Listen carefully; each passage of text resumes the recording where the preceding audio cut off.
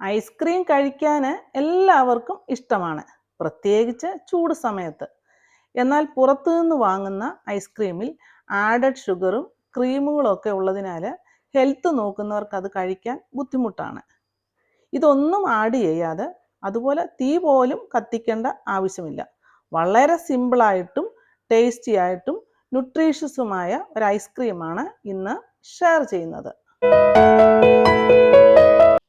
കോൺഫ്ലവറോ condensed മിൽക്കോ ഒന്നും ചേർക്കാതെ ഉണ്ടാക്കാവുന്ന ഈ ഹെൽത്തി ടേസ്റ്റി ഐസ്ക്രീം തയ്യാറാക്കാനായി 3 റോബസ്റ്റ പഴമാണ് എടുത്തിട്ടുള്ളത്.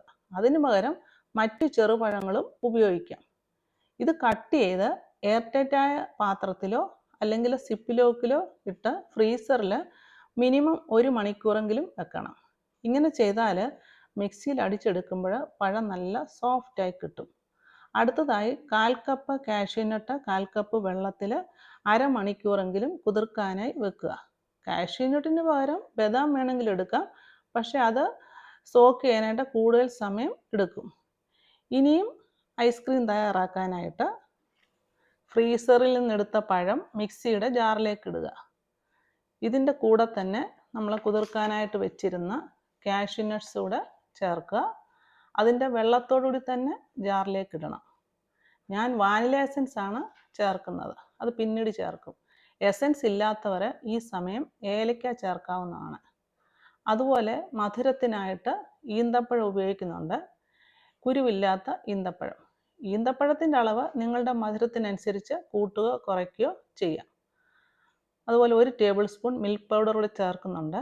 എല്ലാം കൂടി നന്നായിട്ട് അരച്ചെടുക്കുക. ഈ അരച്ചെടുത്ത മിക്സിലേക്ക് 1 ടീസ്പൂണ് വാനില എസൻസ് കൂടി ഒഴിച്ച് ഒന്നുകൂടി ഇതൊന്ന് പൾസ് ചെയ്തെടുക്കണം. എന്നിട്ട് ഇത് സെറ്റ് ചെയ്യാനുള്ള ട്രേയിലേക്ക് ഒഴിക്കുക. അടച്ചതിന് ശേഷം 1 മണിക്കൂർ ഫ്രീസറിൽ സെറ്റ് ആകാനായിട്ട് വെക്കുക. 1 മണിക്കൂറിന് ശേഷം വീണ്ടും ഇതെടുക്കുക. ഇപ്പോൾ കുറച്ചുകൂടി ടൈറ്റായിട്ട് വന്നിട്ടുണ്ട്. ഇനിയും ഇത് നേരത്തെ പഴമരച്ച മിക്സി ജാറിലേക്ക് ഇടുക. 1 മിനിറ്റ് നന്നായി അരച്ചതിന് ശേഷം സെറ്റാകാനുള്ള ട്രേയിൽ ഒഴിച്ച് അടച്ചതിന് ശേഷം 8 മണിക്കൂർ ഫ്രീസറിൽ വെക്കുക. 7-8 മണിക്കൂർ കഴിഞ്ഞ് തുറന്ന് നോക്കുക. നല്ല ഫ്ലഫി ഹെൽത്തി ടേസ്റ്റി ഐസ്ക്രീം തയ്യാറായി. ഇനി ഇത് സെർവ് ചെയ്യാനായി മറ്റൊരു ബൗളിലേക്ക് മാറ്റുക. താല്പര്യമെങ്കിൽ നട്ട്സൊക്കെ ആഡ് ചെയ്യാം. ഞാനിവിടെ ക്രഷ്ഡ് പിസ്താഷ്യയാണ് ഉപയോഗിച്ചിരിക്കുന്നത്. നട്ട്സ് ഇട്ടോ ഇടാതെയോ ഉപയോഗിക്കാവുന്ന ഈ ന്യൂട്രീഷ്യസ് ഐസ്ക്രീം ഫിറ്റ്നസ് ജേർണിയിലുള്ളവർക്കും ഷുഗർ കുറയ്ക്കാൻ ശ്രമിക്കുന്നവർക്കും എന്ന് വേണ്ട ആരോഗ്യം കാത്തു സൂക്ഷിക്കാൻ ആഗ്രഹിക്കുന്നവർക്കും പറ്റിയ ഒരു ഹോം മെയ്ഡ് ഡെസേർട്ടാണ്. വീട്ടിലുള്ള സാധാരണ ചേരുവകൾ കൊണ്ട് ഉണ്ടാക്കാവുന്ന ഈ അടിപൊളി ഐസ്ക്രീം നിങ്ങൾക്ക് ഇഷ്ടമായെങ്കിൽ ലൈക്ക് ചെയ്യുക, ഷെയർ ചെയ്യുക, കമൻറ്റ് ചെയ്യുക. അടുത്ത നല്ലൊരു റെസിപ്പിയുമായി കാണുന്നത് വരെ ഹാവ് എ നൈസ് ടൈം.